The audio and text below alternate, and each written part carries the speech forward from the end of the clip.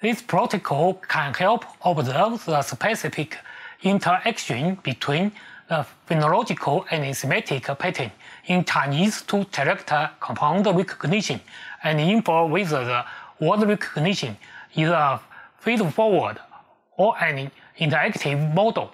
The main advantage is the presence of two distinct tasks, or the interference paradigm, which is more conducive to exploring whether the interaction between phonology and semantics is task-independent, and how to interact under different tasks.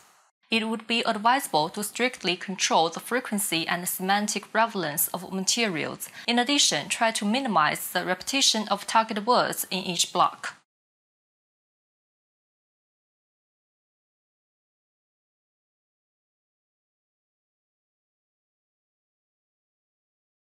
Begin by instructing the participant to properly clean their scalp and dry their hair in the laboratory. Invite the participants to sit comfortably on a chair in the chamber where the experiment will be conducted.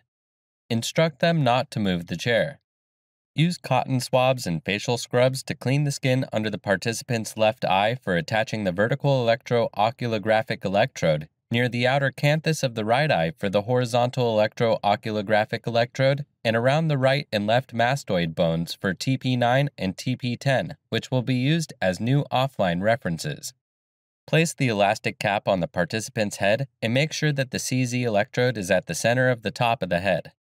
Fix the electrode cap strap under the chin with care to ensure that it is not too tight or too loose. Make sure that the cap and amplifier are connected to the recording system. Next, switch the recording software.